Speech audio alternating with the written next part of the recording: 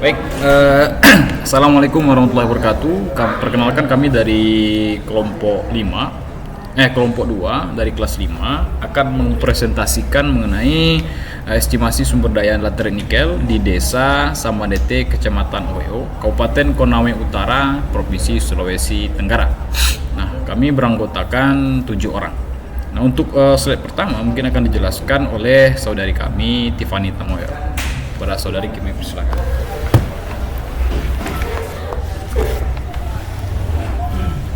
Perkenalkan, nama saya Tiffany Tamoyo dengan NIM 7100240037. Di sini saya akan menjelaskan latar belakang penelitian. Nikel merupakan komoditas strategis yang banyak dimanfaatkan sebagai bahan baku stainless steel dan baterai kendaraan listrik. Pada penelitian ini akan mengestimasi sumber daya pada zona saprolit dari 99 lubang bor menggunakan metode ordinary kriging dan block model. Hasil estimasi berupa tonase serta klasifikasi sumber daya menjadi measure, indicate, dan infrared berdasarkan nilai kriging efisiensi. Jadi pokok pembahasan mengestimasi sumber daya dan klasifikasi sumber daya. Di sini ada lokasi penelitian di Desa Sambandete, Kecamatan Oheo, Kabupaten Konawe Utara, Provinsi Sulawesi Tenggara. Next.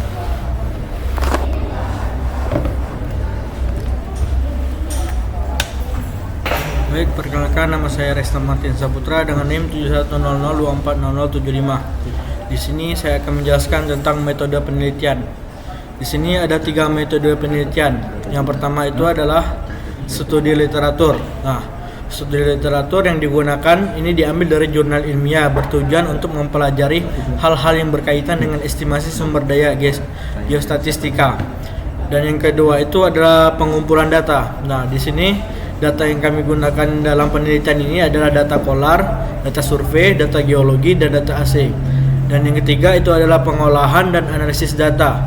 Nah, pengolahan data ini menggunakan software 3D Mind serta analisis univariat dan variogram yang akan digunakan dalam estimasi sumber daya. Next.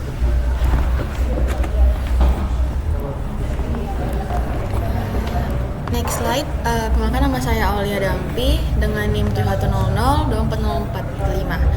Analisis univariat, analisis statis dilakukan untuk mengetahui karakteristik data komposit tiap 1 meter pada setiap zona laterit tanpa mempertimbangkan posisi sampel. Secara statis, sebaran data didominasi kadar rendah karena median lebih rendah daripada mean. Dengan 50% data memiliki kadar kurang dari sama dengan 1,96%. Pada tabel di sebelah kanan kita dapat melihat jumlah sampel itu ada 432, nilai minimumnya itu 1,81 dan nilai maksimumnya itu 2,36. Next slide. Setelah kita mengetahui karakteristik data tersebut, kita lanjut ke analisis data pencilan. Analisis terhadap data pencilan bertujuan untuk menghindari terjadinya overestimate. Seperti gambar yang pertama, histogram menunjukkan adanya nilai outlier pada kadar 2,8%. Maka dilakukan pemotongan dengan menggunakan persamaan confidence interval. CI sama dengan mean ditambah median dikali standar deviasi dibagi 95%. Maka kita mendapatkan histogram yang kedua, yaitu didapatkan nilai cut off sebesar 2,38 yang sekaligus menjadi range maksimum data.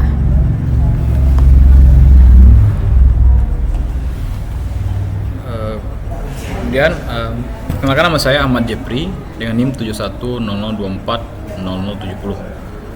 Setelah dilakukan analisis statistik, maka dilanjutkan kepada analisis variogram.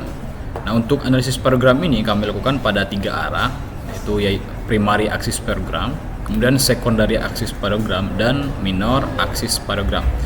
Nah, tujuan dari analisis variogram ini adalah untuk mengetahui karakteristik dari sebaran data kita itu bagaimana.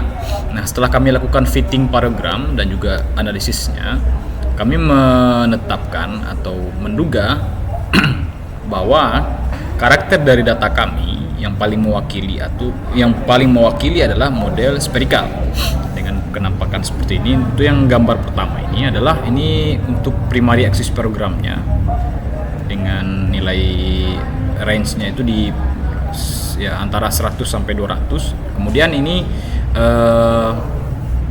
secondary axis programnya, dan di akhirnya adalah minor axis program.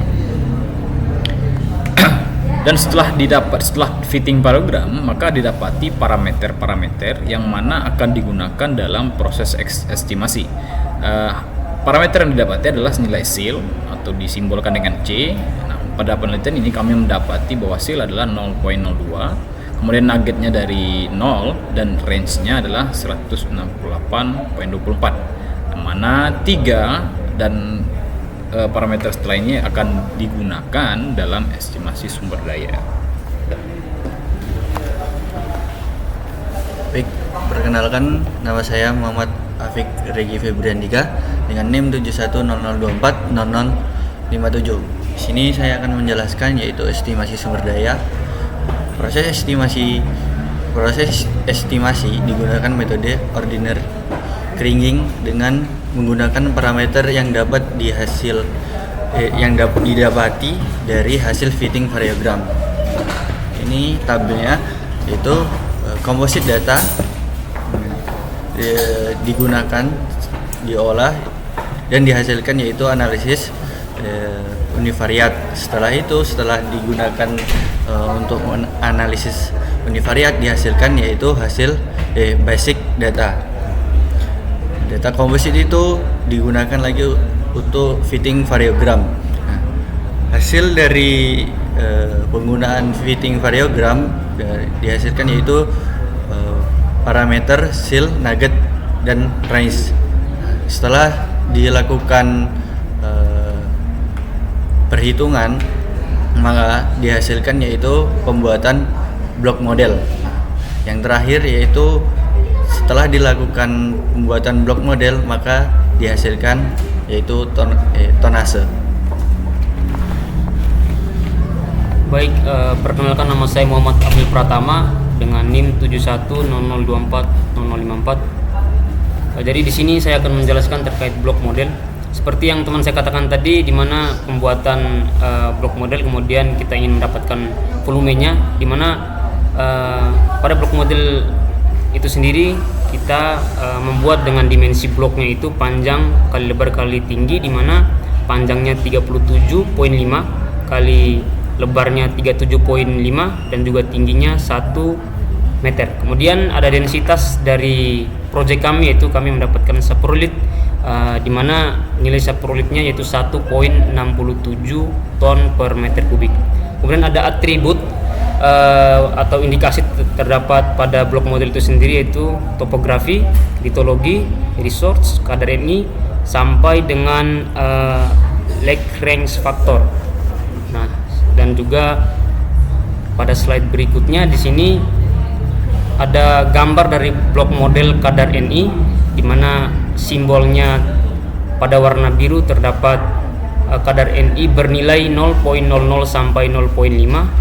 Warna kuning kadar NI-nya 0.5 sampai 1, warna merah kadar NI-nya 1 sampai 1.5, warna hijau kadar NI-nya 1.5 sampai 2, kemudian warna pink yang paling tinggi di mana kadar NI-nya 2 sampai 2.5.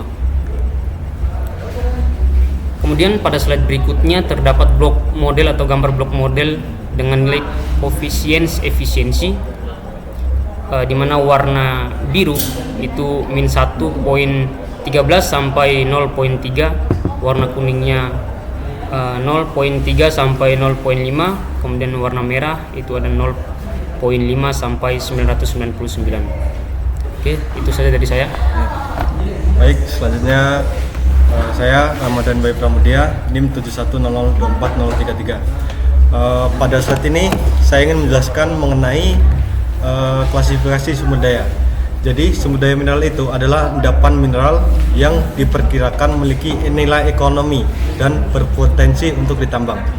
Dan untuk sumber daya mineral ini dibagi menjadi 3, ada tereka, tertutup, dan terukur. Dan untuk tereka sendiri memiliki tingkat keyakinan paling rendah karena data eksplorasinya masih terbatas.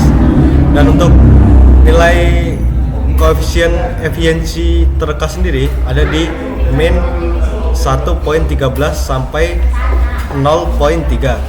Dan yang kedua, tertunjuk ini memiliki tingkat keyakinan sedang karena data yang tersedia sudah lebih lengkap. Dan untuk nilai koefisien sendiri ada di 0.3 sampai 0.5. Dan selanjutnya terukur ini memiliki tingkat keyakinan yang paling tinggi karena didukung oleh data yang lengkap sehingga hasilnya estimasinya lebih akurat. Dan untuk nilainya koefisiennya 0.5 sampai 0.999. Jadi semakin lengkap data geologi dan semakin banyak kajian yang dilakukan, maka sumber daya tersebut dapat ditingkatkan menjadi cadangan mineral yang siap untuk direncanakan pertambangan. Selanjutnya pada slide kedua ini ditampilkan contoh hasil klasifikasi sumber daya berdasarkan data eksplorasi. Di sini digunakan cut off grade atau COG sebesar 1.7% nikel. Artinya hanya material yang memiliki kadar nikel minimal 1.7% yang dihitung sebagai sumber daya. Dan di sini ada terka, tertunjuk, dan terukur. Dan untuk terka sendiri ini COB-nya ada di 1.7 dan untuk tonasenya di 7.418.000 dan untuk N-nya 1.98. Dan yang kedua adalah tertunjuk. Di sini COB-nya ada di 1.7 dan untuk tonasenya 3.352.000 dan N-nya di 1.98. Dan untuk terukur sendiri COG-nya ini 1.7 dan untuk tonasenya 3.735.000 dan N-nya 1.99. Jadi total sumber daya yang diperoleh sekitar 13.844.200 dan untuk N-nya 1.98. Jadi di sini kita bisa lihat kadar nikelnya hampir sama di setiap kategorinya. Yang membedakan adalah tingkat keyakinan datanya. Semakin tinggi kategorinya, maka semakin besar tingkat kepercayaan terhadap estimasi tonase dan kadarnya, sehingga data tersebut akan lebih siap digunakan untuk tahap perencanaan tambang. Baik, jadi itulah hasil dari estimasinya, yaitu berupa tonase dan juga kadar dari sumber daya, dan tentunya juga telah diklasifikasikan berdasarkan klasifikasi tertentu ya. Nah, dengan pengklasifikasian ini berdasarkan nilai koefisien efisiensi, maka total yang telah disebutkan saudara kami tadi itu sekitar 13.844.200.250 dengan kadar rata-ratanya itu berada di 1.98. Nah, mungkin itu saja dari kelompok kami. Jika terdapat kesalahan, mohon dimaafkan. Saya tutup dengan Assalamualaikum warahmatullahi wabarakatuh. Waalaikumsalam warahmatullahi wabarakatuh.